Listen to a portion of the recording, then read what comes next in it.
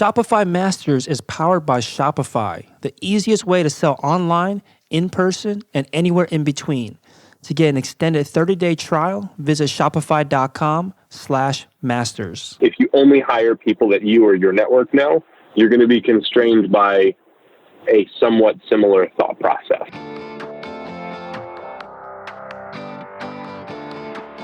Hey, my name is Felix. I'm the host of Shopify Masters.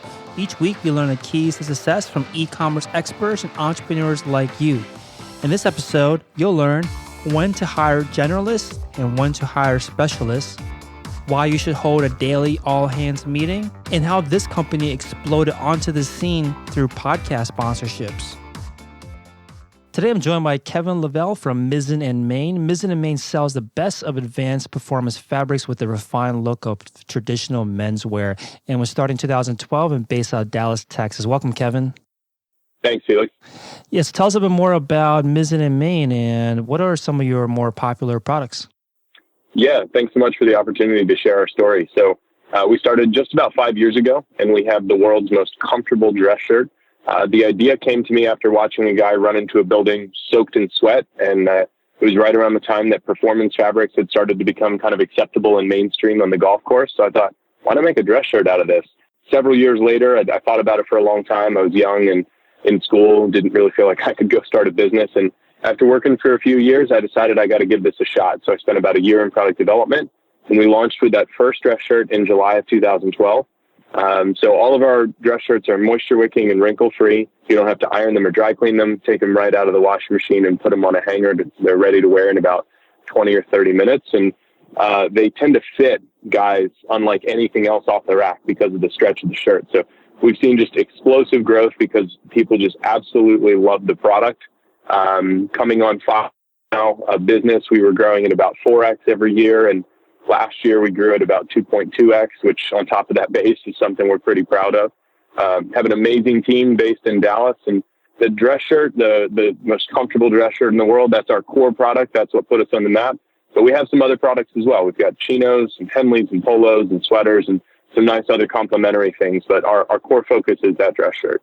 Awesome. So you had this idea brewing for a bit, but waited around for a little bit to take action on it. What spurred that action taking? Like, what realization did you come across that made you realize, like, let's actually get started executing on this idea? Yeah. So I had thought about it again and again and again, and it was actually a professor of mine from school who was a very successful entrepreneur.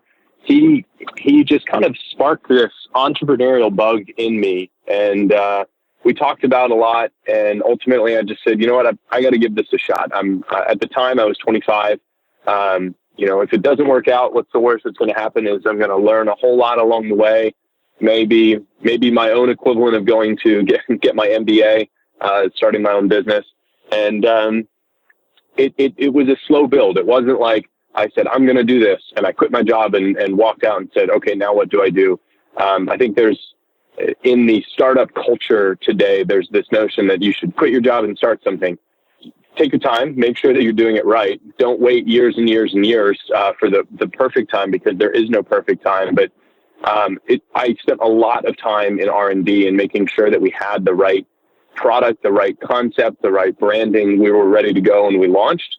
The lean startup talks about if your first product is perfect, you waited too long to launch. And looking back, our first product definitely was not perfect, but at least we'd spent a lot of time getting a lot of things in the right place and ready to go. But it was a spark from a colleague, from a mentor, and then it was ultimately felt like after a lot of product development and research, it was the right time. So 5 years now in business, and you mentioned that it was a slow build. It wasn't like some big explosion onto the market and all of a sudden you had all the success. So during that period of time before the success that you have today, were there points along the way where you felt like giving up, or you felt like going back and just getting a day job again, or sticking with the day job? I can honestly say I never felt like giving up. I can also honestly say it's been, outside of losing family members, it's been the hardest experience of my life. Just the daily grind, the responsibility, as we've gotten more success, it doesn't get easier. The challenges just get greater and the responsibilities are heavier. In those early days, I have a friend who just started a small business, and he was asking me, once your family and friends have bought from you, was there a lull before you started to get other people? And I went back and looked at the Shopify dashboard 2 months and even years. And even several years into it, there were still days where we had no sales. Mm-hmm. And that is just so disheartening when you're watching that dashboard and kind of ready to go, this is my business. I'm trying to build this, and no one is spending $1 with you that day. Mm-hmm. The nice thing about it is it's not like a store where you've got kind of these fixed costs of, if you don't make a certain amount of sales in a day, you're operating in the red for the day. Mm-hmm. That's a great thing about starting a business online. But no, it was, there were plenty of days where we had no sales. I think there were some days even after a full year of business where we had 2 or 3 days with no sales. And it really tests your commitment. It tests not just your commitment, but your mental fortitude. Is this really what I want? And I've heard a couple people say entrepreneurs are the new rock stars. When you look at, Gary Vee and some of these people who they are celebrities for their entrepreneurial kind of vision and execution, it's not for everyone. And I've read a lot of really great, listened to a lot of great podcasts and read a lot of great articles about, it might be your destiny or your path to be the number 2 or 3 person at that company and really help get it off the ground, but not be the one that has to do everything. And so there's so much pressure today to be an entrepreneur and go start your own thing, when it might be a great idea to find someone who's doing something amazing and join up and be a part of the team. For me in this journey, this was the idea that I'd had for years, and it was a brutally difficult first few years, but I never felt like this wasn't what I was supposed to do. If I wasn't so sure of the idea and the long-term potential of the brand that we're building, I might have felt differently, but I knew what I could do here, and I knew this was it for me. So during those days where you're a year into business and you had multiple days in a row with no sales, what helped you to renew that commitment or to stay committed to continue to work on it, even though you had no sales that day? A huge part of it is a very supportive spouse. She worked a quote unquote real job to keep us afloat. And when I would travel for business, she would be the one that would pick and pack all the orders at home. So she had to know the nuts and bolts of everything that we were doing. Having a supportive group of friends and family who believed in me, even though they might have thought I was a little crazy, they believed in me, and there was always encouragement. But I would say outside of the supportive spouse, the most important thing for me was finding the small wins and celebrating the hell out of them. So, maybe hadn't had any sales for a few days, and then we had 3 people buy 3 shirts, and we'd never had a 3-pack sold 3 times in one day. And that's so small, but you just go, oh man, this is awesome. We've never had this before. This is so great. And it puts a little bit more wind in your sails. It makes you feel like there is something good here. The first time you see a celebrity or a famous person buy your product, the first time one of your old, friends or potentially enemies from elementary, middle, or high school buys one of your shirts. Now, obviously the enemy status is long since passed, but you go, man, that's awesome. He or she just bought something that I made. That's really cool. Those small wins can really help buoy your spirits and make you go those next few days in a way that you might have felt like, okay, I'm not sure what I'm doing here. Mm-hmm. And like you're saying before, it's not, the entrepreneurship road is not as nearly as glamorous as you see in the media, you see in the movies. And you're saying that when you were getting more success, it became harder, the challenge became even bigger. I think a lot of times entrepreneurs will think that once I get to this point that I call success, then everything will make sense to me. Everything will essentially work the way it's supposed to work. Now, when you were first getting started into the business, what surprised you before that you didn't realize what happened, or you didn't realize that would become a challenge before you got started? I think one of the things that surprised me, and this may not be a direct answer to your question, but it's the reality. I felt like I had invented something that every guy in the world would want. And slowly but surely we're doing that. But I really just thought that once we started, we were going to just take off, right? Like we were just going to sell out of everything that we'd made instantly, and that everybody would want everything that we were selling. And the old adage, if you build it, they will come. It's just simply not true. Mm-hmm. And there's a couple companies that seem to defy that maxim, like Casper or Warby Parker.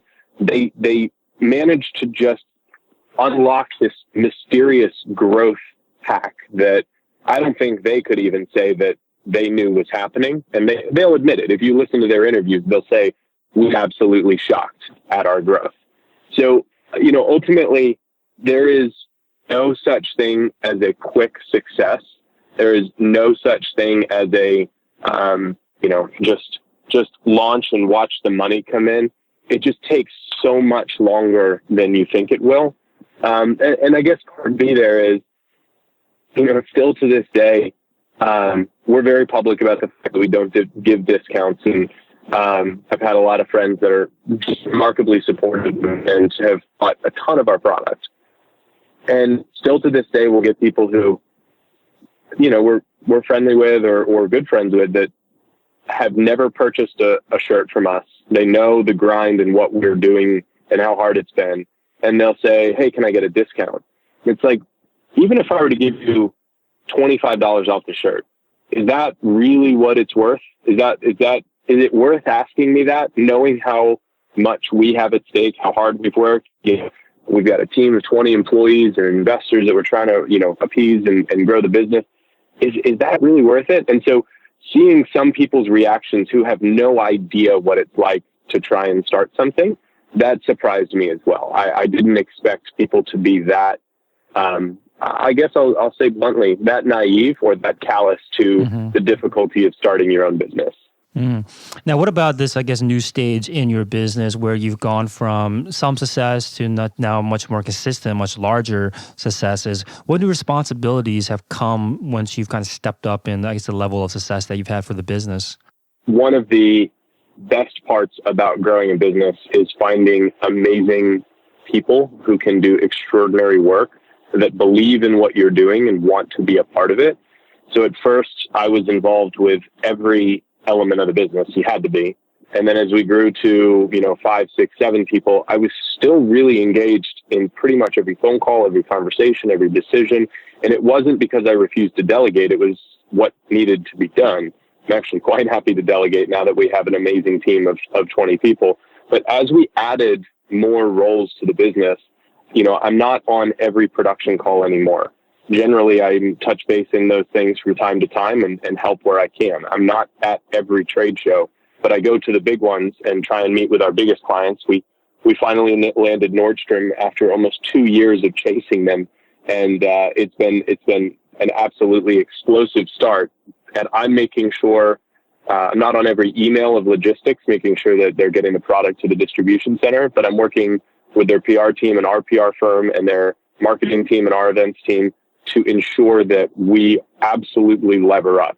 My job is to make sure that our team is cohesive and functioning towards our common vision, but then also where can I help lever up instead of growing 100%, that we grow 200 or 300% in a month because of activities that we do, relationships that I can help facilitate, or helping our team just operate at that next level.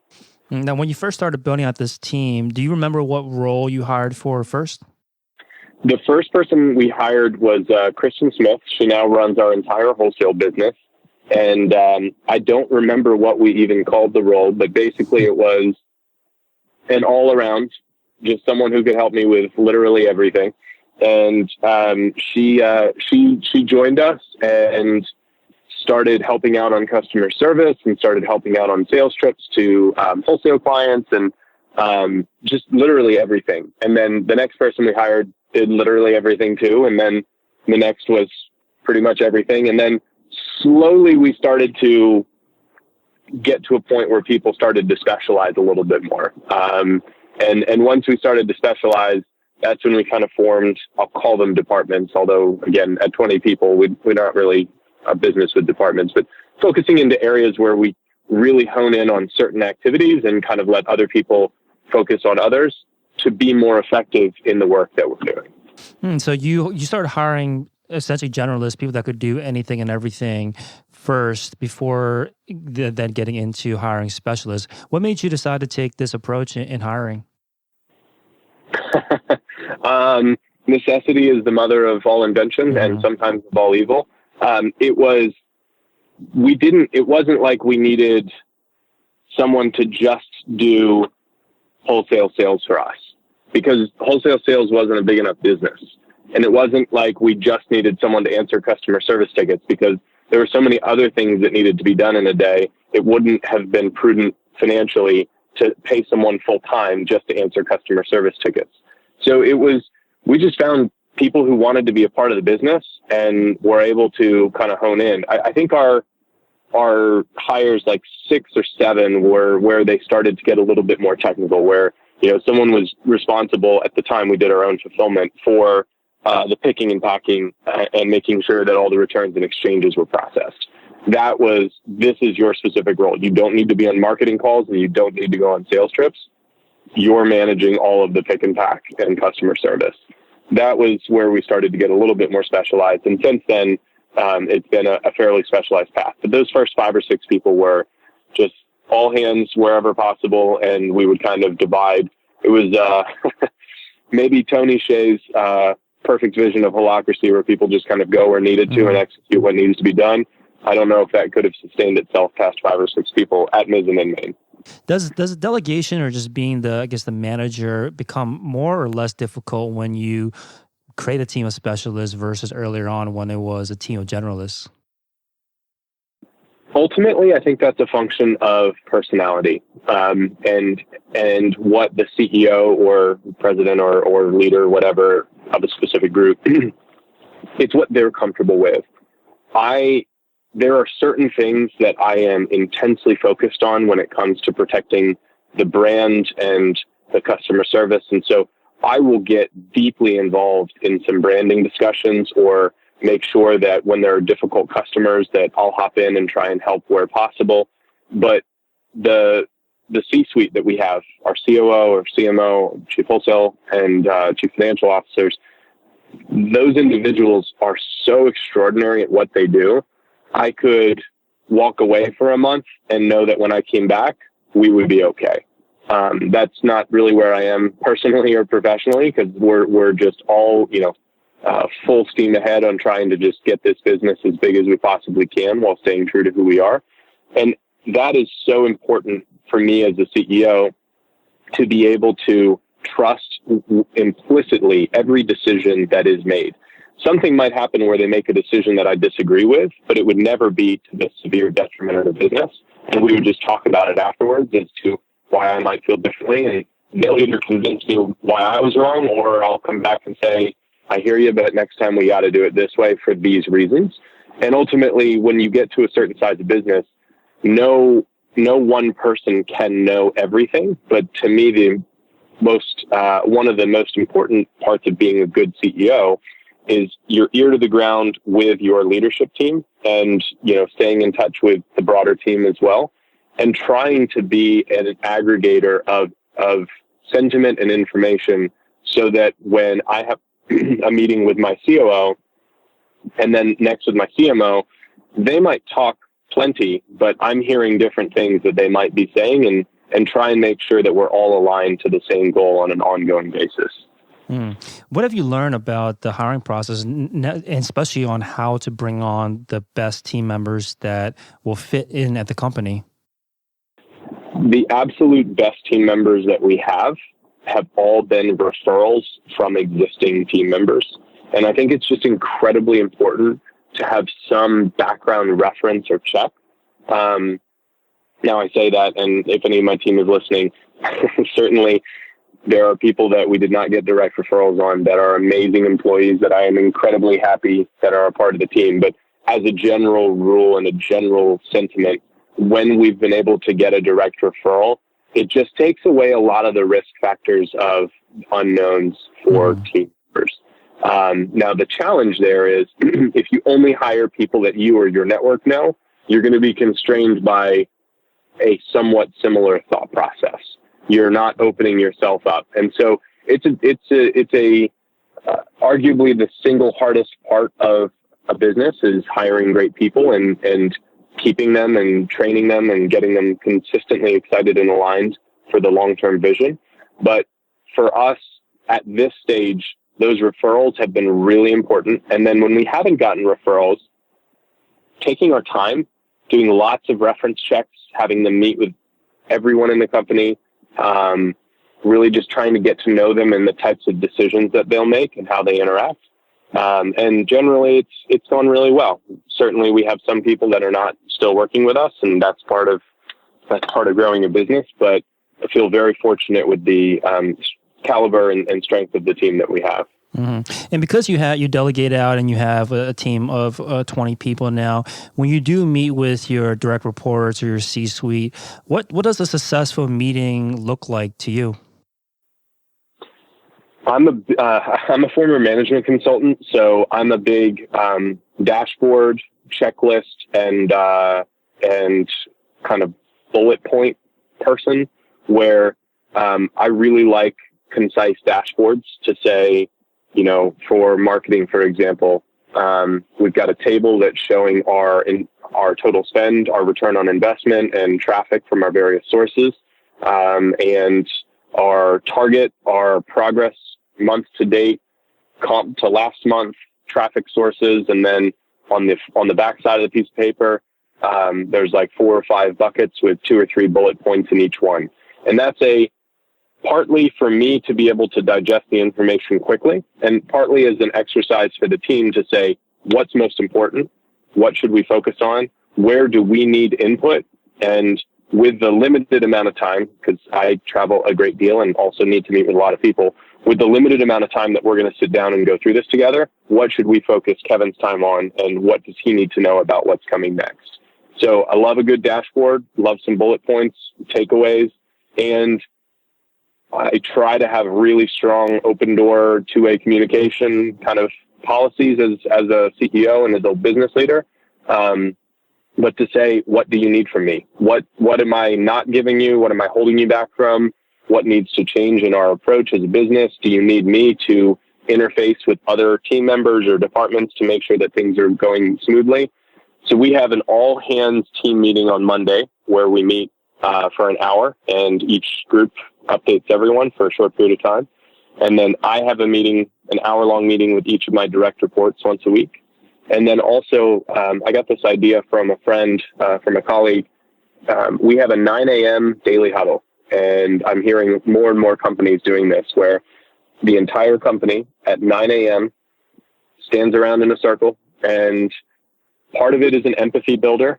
Part of it is we don't have working hours, but by 9 o'clock, everyone should be in and working, and working together if necessary.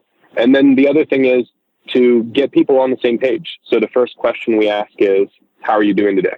And most of the time it's good, good, tired, little, long week, whatever it might be, just kind of standard answers. But sometimes someone will say, having a really bad day. And then for the rest of the day, that person might need a slightly different approach when you go talk to them. Mm. And so it's a good level setting that is non-intrusive. And then our next round is, what's your main priority for the day? What's the one thing you have to do? And what's your biggest challenge that you're facing? So that helps people align on what to focus on. And then also if someone says, I'm really struggling with X, Y, and Z, someone else could say, oh, well, let me know if you want help with that, because that happened to me 2 weeks ago. And it really opens up communication across the entire organization.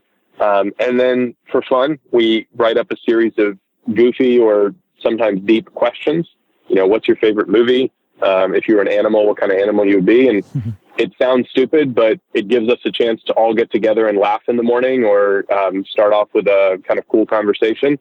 It's all done in 15 minutes, and it's a great way to start the day and really kind of build some team cohesiveness. I like that approach a lot.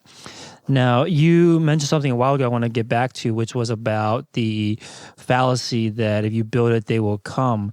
Now, for you and your business, once you realize that that wasn't the case, you made great products, you're very proud of your products, but you still had to get it to the right people, and not everyone is your customer. What was the next step? Once you made that realization that you built it, not everyone's coming in droves, what was the next step for you to take the business? Part of it was mental, and it was just, okay, time to settle in. This is going to take a long time. And then another part of it was tactical. What am I going to do? And so I started just trying lots of different things that I felt were consistent with who we were as a company and as a brand. So I started going to marathon expos and felt like that was a great place where we might find some customers who love performance fabric dress shirts. And it cost me $500 to set up a tent at a marathon expo. And usually I'd make my money back. It was a grueling, 18-hour day, but it was a chance to get in front of people and hear feedback and what people liked and what people didn't like. And then started saying, all right, it's time for me to try and find some wholesale accounts who will carry our products. So started doing store visits, and then made sure that we were brand consistent and engaging and fun on social media. Anytime anyone mentioned us, trying to engage with them and get to learn a little bit about them and build some relationships online. I wrote a handwritten note in every single box that went out for the first 2 years. That is a lot of work, but it also built a lot of goodwill and a lot of memories for our customers. And then took some notes from Gary Vaynerchuk and Tony Hsieh and a couple other great entrepreneurs who have a lot of good stories to tell. And what I would do is, one guy announced on social media that he was a customer, that he was so excited about the birth of his first child. And so we sent him a note saying congratulations and a Mizzen+Main hat.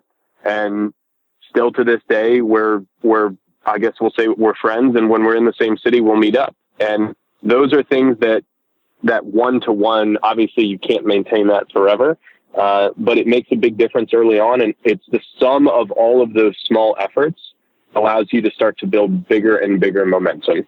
Now, you mentioned earlier about the lean startup and how the quote that you gave was that if you wait too long, if you try to wait till your product's perfect, or you wait until you're no longer embarrassed of your product to launch it, then you've launched too late. Was that the approach that you took to start the business? And is that what you continue to do today, the lean startup methodology? We take inspiration from it. I would say it's not something that we live and breathe every day. At this point in time, our brand is very well established, or at least we'd like to think it is.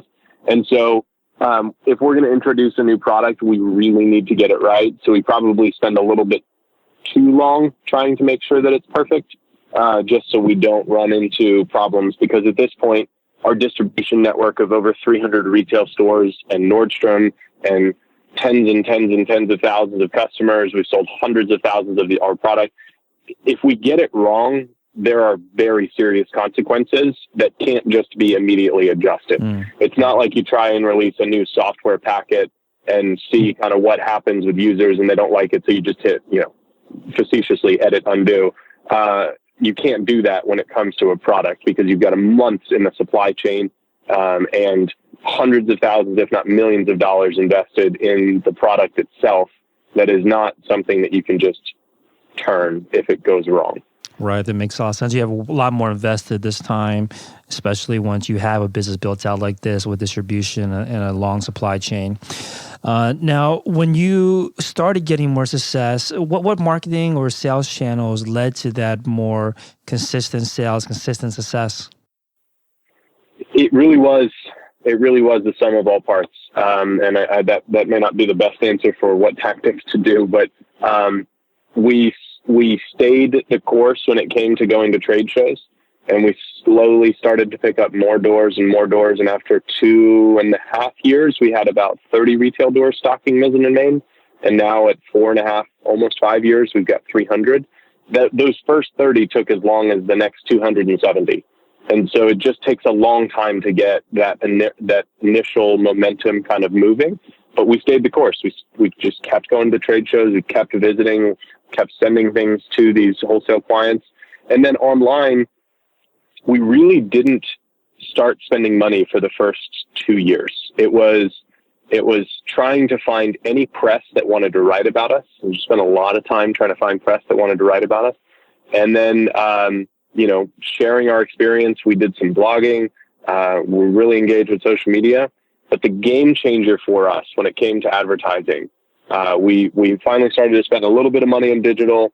We bought a print ad in Esquire because one of our investors had a lot of success buying remnant rate ads, basically the last ads to sell in a magazine. They're just trying to get any money for them, so you buy them for the cheap. We absolutely bombed. It was a disaster. We never should have spent the money. A month later, we sponsored Tim Ferriss's podcast. And if you know anything about Tim Ferriss, you'll know that his followers are some of the most loyal and just obsessed with all of his recommendations and tools and tips and tricks to live their best possible life. And we sponsored his podcast, and we just absolutely blew up. We did like 4 times, 2 or 3 or 4 times our best day ever in one day when his first podcast dropped. And it was a net positive ROI across all 3 podcasts within 5 days or something like that of the first podcast. So we bought 3 slots, and after 5 days of the first one, it had already paid for itself. It was just absolutely insane, the return that we got on that. And we never reset. Sometimes people get a really big press hit, and you get like 10x your traffic, and then 5x, and then 2x, and then by day 4, you're back to normal. We never reset. Wow. Once we doubled our sales and just continued to go from there. That's crazy. Do you still do podcast sponsorships today? We do some. Honestly, I love Tim, and I will always be so grateful for what he did for our business. More power to him. I can't afford his podcast anymore. He has built this amazing empire where he's getting huge sponsorships, and that is fantastic for him. But we can't afford to do those just based on kind of the capital we've raised and our return profile. But we dabble in podcast sponsorship from time to time. We've never seen anything like his. And frankly, I don't think we ever will. Especially because I think we caught him just as his podcast was really starting to take off. It was already very successful, but at that time it was just starting to take off. So the rates were quite a bit more reasonable for us. And at this point in time, he's selling out, huge chunks of these by major sponsors. And it's starting to get into the realm where it just doesn't work for us. Now, do you remember what the call to action was? I think that this is a thing that people struggle with when it comes to podcast sponsorships. I think a lot of times people will listen to podcasts on the go, of course, when they're commuting or when they're working out, and it's not as easy as, let's say, a display ad they can just click on and buy right away. Something you have to almost remember to go back and check out later. Do you remember what the call to action was that led to such crazy success with this, just 3 podcast sponsorships? Yep. So only on the first podcast, if memory serves, we decided to break a rule, and I told you we never discount, and that was it. That is a very important rule for us. But we said, look, if this is going to work, we need something compelling for people to enter the code, so we know if it worked. Right? This is always, whether it's radio or TV or print, people always want a way to track it. So we talked with Tim, and he said, I know you don't want to give a discount, like 25% off. So what if you did, someone buys a dress shirt and they get a Henley? So our dress shirts are $125, and our Henleys at the time they were $58. And we thought, you know what, from a customer acquisition cost perspective, we'll take that. We will give that a shot. So it was go to Mizzen+Main.com, enter the code Tim, and you'll get buy a dress shirt and a Henley, enter the code Tim, and you'll get the Henley for free. And he said, and if you can't remember Mizzen+Main, go to 4hourworkweek.com/shirts. And that, people didn't have to remember how to spell our name. They didn't even have to remember our name. But what Tim told them was, this is the best dress shirt in the world. I love them. You will love them. So go check this out. And if you can't remember their name or don't know how to spell it, just go to 4hourworkweek.com/shirts. And that succinct nugget was something that was very easy for people to latch onto. And the call to action being, get a Henley. I don't think most people listening maybe even knew what a Henley was, but it was get us something. Mm-hmm. And it didn't cheapen who we were, because to me, when your first interaction with a brand is something % off for just a standard purchase, then your perception is always, well, I can just get 25% off if I just give them a new email address, or if I just give them a new something, then I can just get 25% off again. This was one time for Tim's listeners. It only lasted a week because we wanted to test the success of the use of the code. And it was indescribable. The traffic that we got, on a humorous note, we were sold out of inventory for most of 2015. Like, we'd get inventory in and then we'd be sold out again, because people really did love the shirts. So they would buy us out, and we were trying to keep up with it. And we had a lot of people write in and complain and say, don't you guys know what you're doing? How do you not have enough product? And I mean, you just have to bite your tongue. It's like, okay, please tell me how I should have prepared to double our business overnight and never go backwards with an inventory-based business and a 6-month lead time on supply chain. Please tell me how I should do this. Yeah, it must have drove you crazy getting all those trolls. Now going to something that maybe is more applicable for a lot of listeners, which is the trade show success that you've had. Do you remember some of the favorite ones that you've been to over the years that have helped you secure the kind of clients, wholesale clients that you have today? Yeah, so it's always going to be industry specific, right? So if someone's starting a food business, there are food specific ones. And even within food, there's organic and there's, packaged and blah, blah, blah, blah. With my industry, with apparel, the menswear industry is the primary focus is at MR or Project, and they're actually now owned by the same entity. So it will be called Project moving forward, in New York and Las Vegas. Because of Daymond John and FUBU and Shark Tank, a lot of people know about Magic in Las Vegas. Magic is kind of the largest apparel convention in the world. At Magic, there's men's, women's, accessories, footwear. There's just all sorts of different things all under one umbrella, although it's spread across multiple buildings.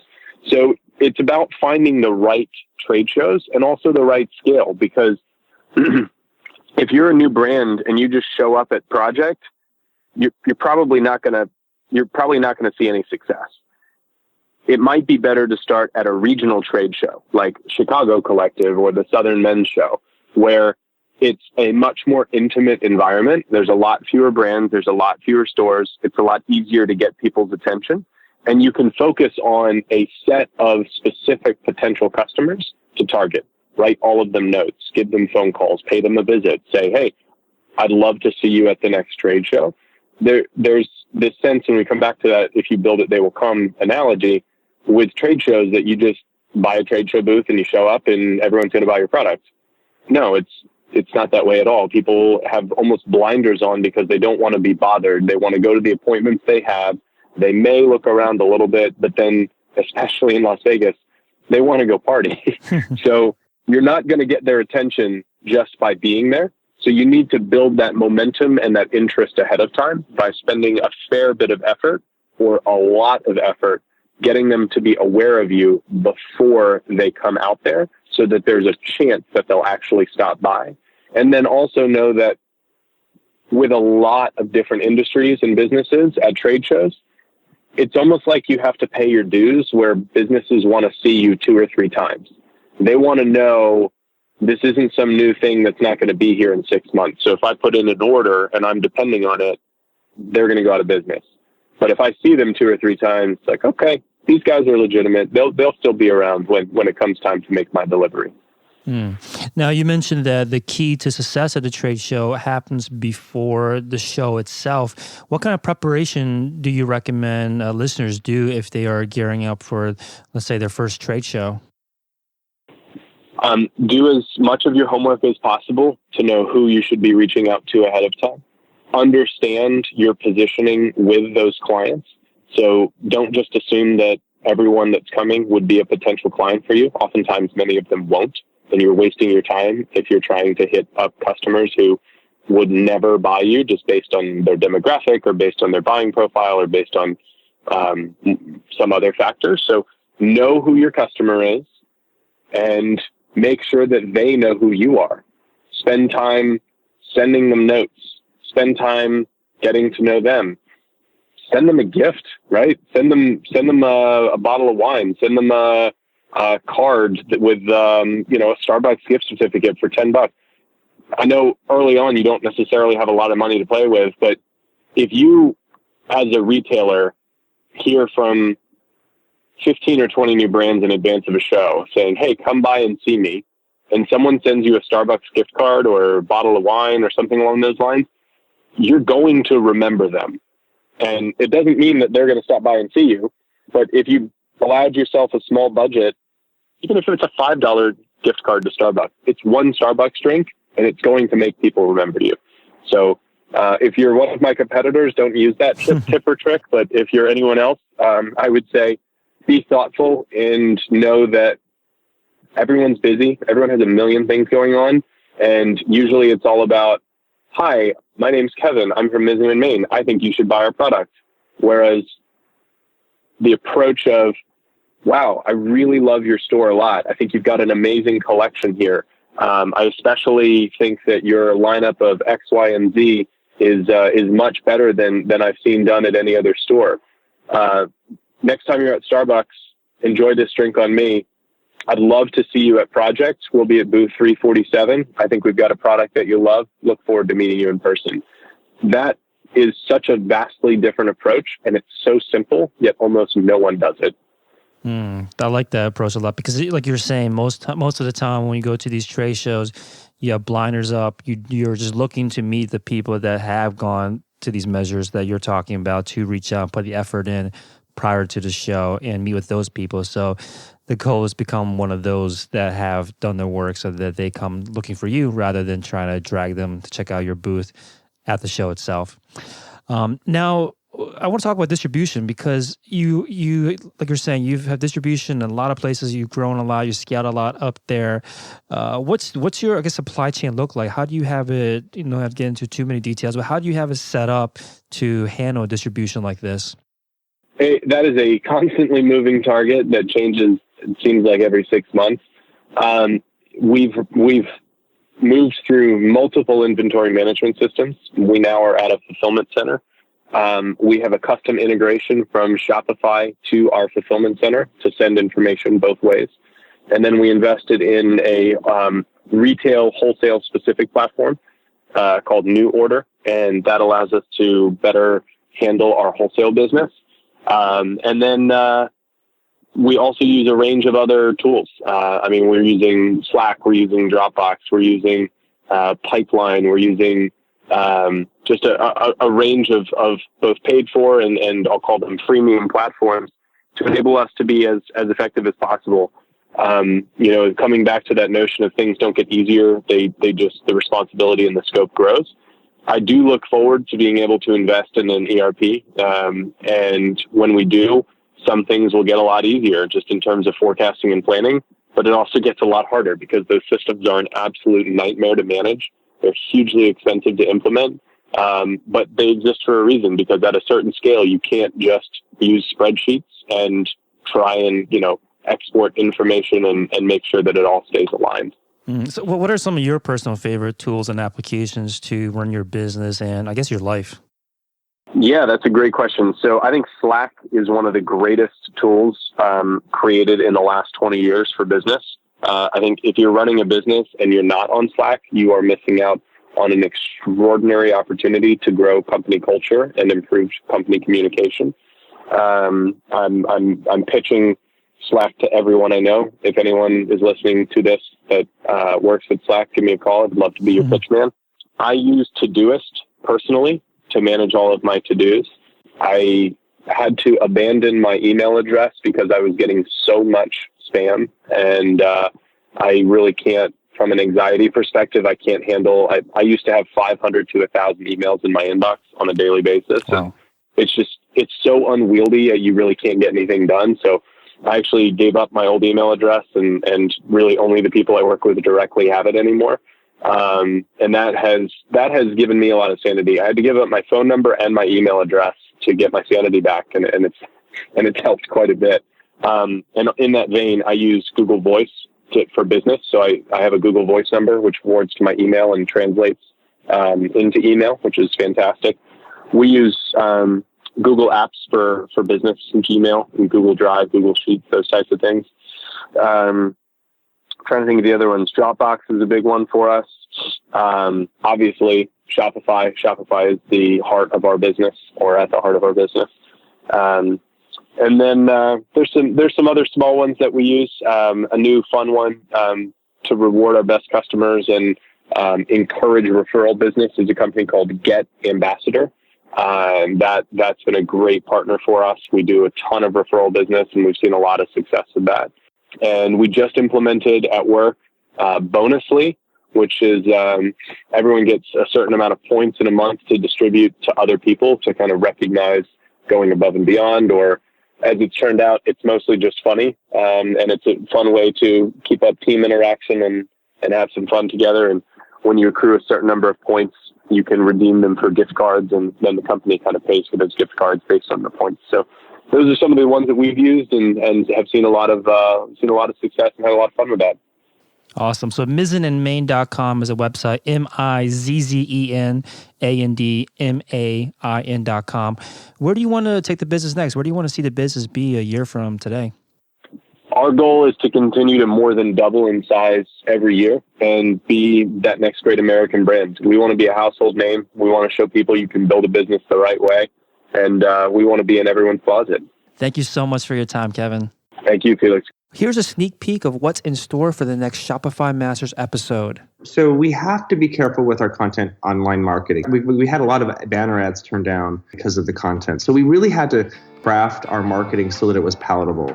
Thanks for listening to Shopify Masters, the e-commerce marketing podcast for ambitious entrepreneurs. To start your store today, visit shopify.com/masters to claim your extended 30-day free trial.